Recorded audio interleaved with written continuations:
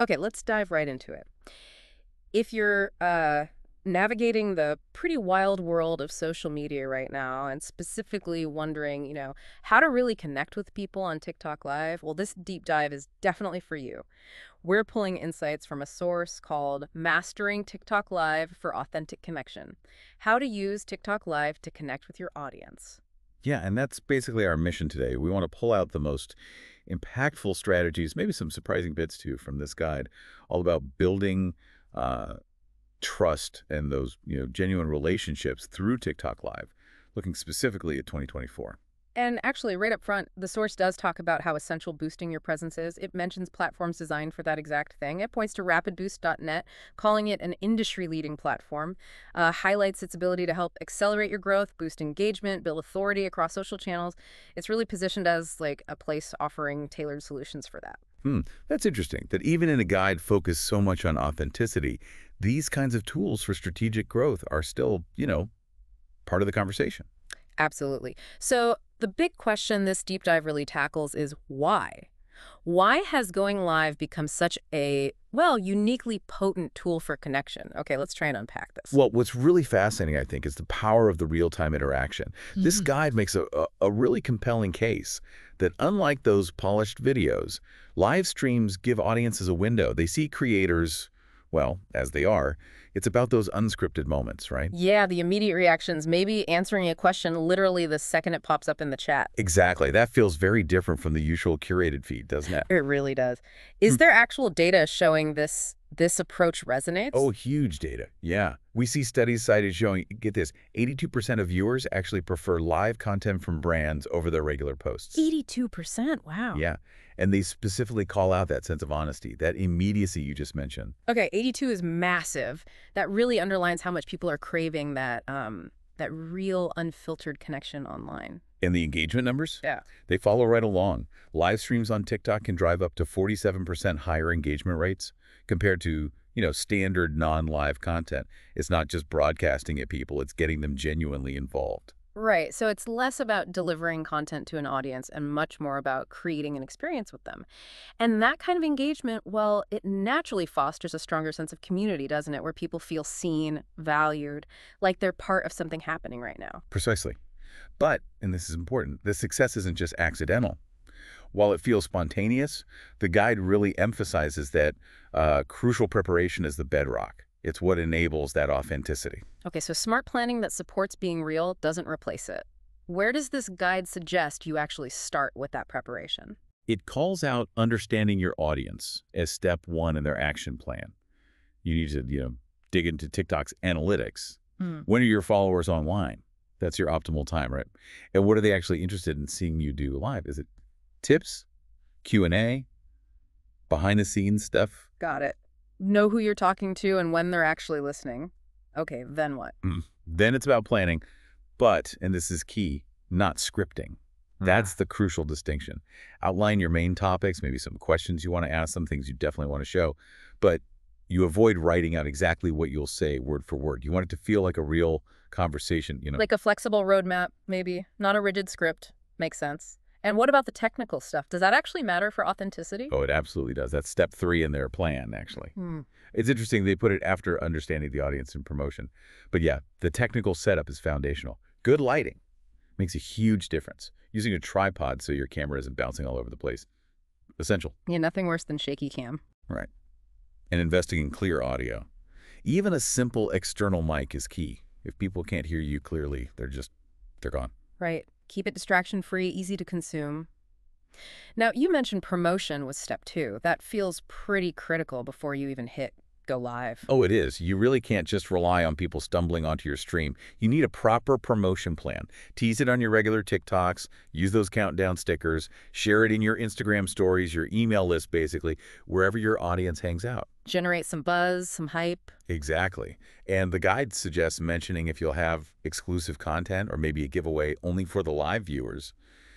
That creates that FOMO, fear of missing out and gives people a real reason to show up right then and there. Smart. Okay, so you've prepped, you've promoted, the camera's rolling. Right. How do you actually keep people engaged during the broadcast itself? Right. This is where you shift from prep to interaction. Step 4 is engage instantly. So warmly welcome viewers as they join. Acknowledge them by name if you can manage it. Introduce yourself and the topic again quickly, and tell them how they can participate, comments, questions, gifts, whatever. Oh, and assigning a moderator if you possibly can. That can be a total game changer for managing the chat chaos. Make them feel seen right from the second they arrive. Absolutely. And then step 5 is interact authentically. This means really making it a two-way street. Don't just talk at them.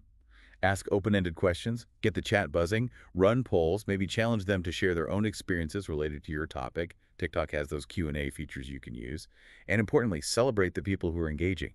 Give shout-outs, acknowledge great questions. Storytelling feels like it would fit really naturally in here, too. It really does. Sharing personal stories, little behind-the-scenes glimpses, or even lessons you've learned, it makes you incredibly relatable. The guide actually mentions a fitness coach, Lena Roman, and her Transparent Tuesdays. She shared her own fitness setbacks and struggles. Oh, wow. Yeah, and that vulnerability apparently tripled her engagement. People connect with the real journey, right? Not just the polished end result. It's those human moments, isn't it? The little imperfections that actually build the connection. Right, and you can also bring other people into that space. Collaborating with other creators or experts for joint lives, great way to cross-pollinate audiences, bring in fresh perspectives, and duets on TikTok offer a really fun, interactive format, too. TikTok has so many of these tools built right into the live experience itself. You should leverage them. Use the stickers, the virtual GIFs, change up your background theme. It keeps things visually dynamic. Depending on your niche, you could do quick live product demos or maybe host mini lightning rounds for rapid-fire Q&A. Keep it moving. The guide has a really good case study illustrating this, doesn't it? It does, yeah. The beauty influencer, Maddie Lawson. Apparently, she doubled her followers in just 3 months, mainly through these weekly Ask Me Anything lives. She'd demo products live, take viewer questions and feedback in real time, and crucially, she embraced her goofy mishaps. Oh, okay. Yeah, like tripping over something or saying something silly. Those became relatable moments, not, reasons to panic and stop filming. That seems key, not striving for perfection, but aiming for realness. Exactly. Now, beyond the live session itself, the guide talks quite a bit about continuing to nurture that community. It's not just about that hour you're streaming. Right. Consistency probably helps build that bond over time. Big time. Establishing consistent rituals like, say, a weekly Fan Fridays Q&A or maybe a Monday motivation session, it gives your viewers something familiar to look forward to. It builds routine and a shared experience. And acknowledging the people who show up regularly, the regulars, that must be huge for loyalty. Oh, it makes a massive difference. Step 6 in the plan is spotlight fans. Recognize your returning viewers. Try to remember their names or maybe something they mentioned before. Answer their questions directly. Use TikTok features like badges or those top viewer labels. These small acts, they really transform casual viewers into loyal fans. Building a space where people feel, safe and welcome seems pretty critical, too. It absolutely is. Right. You need to set clear expectations for the tone in the chat and be ready, like really ready, to moderate or remove toxic comments or participants quickly. And encouraging constructive feedback. That shows you actually value their input and it builds trust. And getting the audience involved in actually creating content must make them feel even more connected, right? Yeah, that's where user-generated content, or UGC, comes in. Challenge your viewers to create their own content based on a topic you discuss live. Maybe use a specific sound or hashtag. Then you feature or duet their best entries in a future stream. It literally turns them into co-creators. Okay, so once the stream is over, the work kind of shifts, doesn't it? Analyzing what actually happened feels like the next logical step. Essential for growth. Yeah. Yeah. Step 8 is analyze and adjust. After each live, you got to get into your analytics dashboard.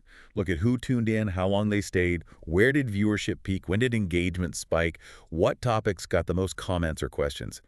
This data tells you pretty clearly what worked and what maybe didn't land so well. So you're making decisions based on actual viewer behavior, not just like gut feelings. Exactly. And based on that data, well, you need to experiment. Try a different time slot next time, maybe a new segment idea, a different call to action. Don't be afraid to tweak things. And just asking the audience directly seems like the most straightforward way to figure out what they actually want. It really is. The guide notes that creators are increasingly using post-live polls to get that direct feedback.